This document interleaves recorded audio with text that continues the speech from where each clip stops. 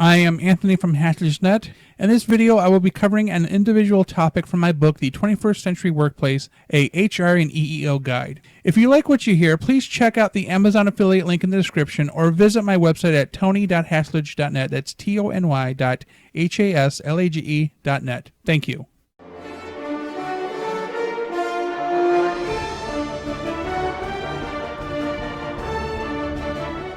Today we're going to talk about what is whistleblowing and what is tattle-tailing, because people can be super immature.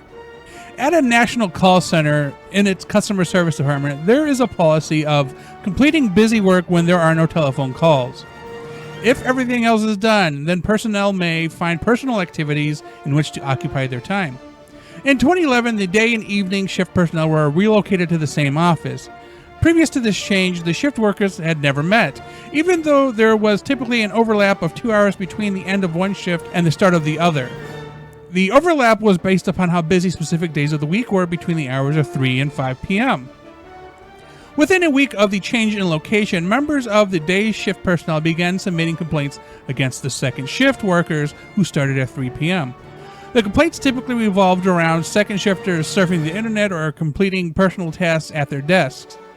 Other minor complaints included second shifters completing busy work before first shifters and an issue on how the office door should remain open or closed for the sake of air circulation. What was not being considered by the first shifters was that they had a lot more work to do, thus they rarely had free time, and this was reflected in how well they were being paid.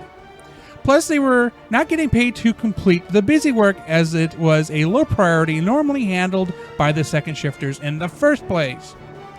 The argument on the placement of the door was the result of a second shifter's need to have the door partially open due to a combination of germophobia and claustrophobia. And the previous second shift office, the staff had agreed to the door remaining half open. However, no such agreement had been made in the new combined office. When discussions were held of the topic, the first shifters refused to compromise. The shift managers allowed the complaints to build up to the point that the second shifters who began at 3 p.m. stopped showing up to work. Eventually, the department manager called each office worker to his office individually and told each of them that they were adults and to stop acting like babies and grow up. This ended up requiring the division manager to hold a departmental meeting pertaining to proper conduct in the workplace.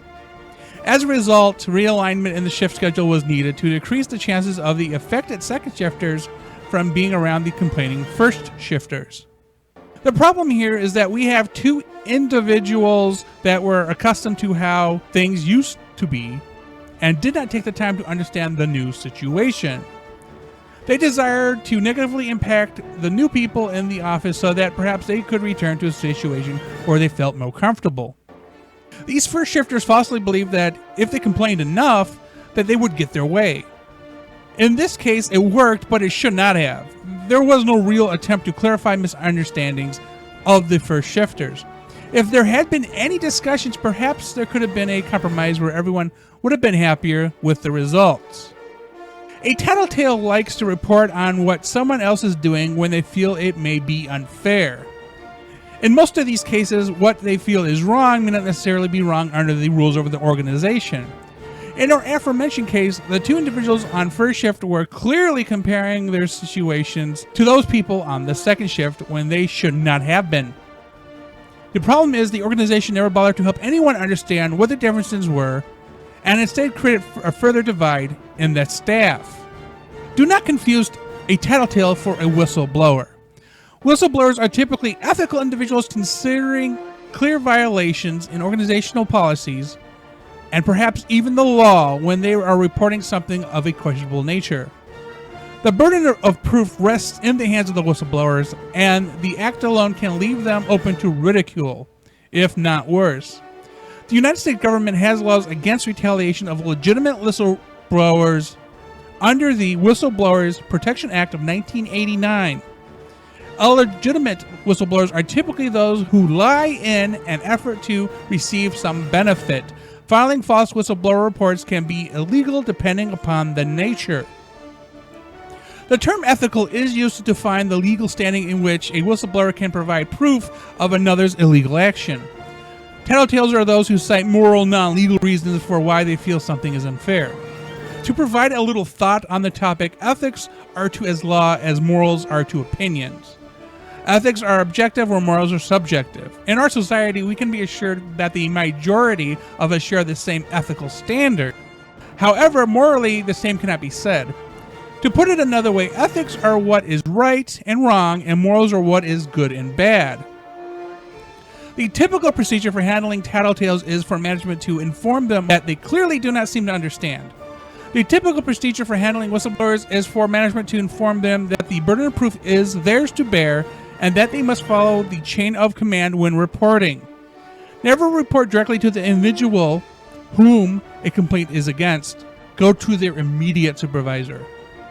The ability of whistleblowers to see and report unethical and perhaps even illegal behavior assists us in keeping our society safe from overwhelming corruption. As administrators, we must be able to tell the difference between tattletales and whistleblowers, and thus must encourage open dialogue for when complaints arise. So when does whistleblowing come into play? Well, there are a number of reasons to blow the whistle on someone. The primary reason normally includes criminal offenses such as bribery, collusion, fraud, or theft. Another good reason is when there is danger to the health and safety of any individual, or the failure to comply with applicable legal and contractual obligations. Disclosing private or privileged information without permission can be a means for both civil and legal prosecution. On an inclusive level, there is the deliberate concealment of information about any of the aforementioned items. If someone is issuing a complaint and one of the aforementioned reasons is not why, then there may need to be a reassessment on the action to be taken. Thanks for watching. Please remember to like and subscribe. Thank you for checking out our content. Before you leave, please remember to click like and then subscribe.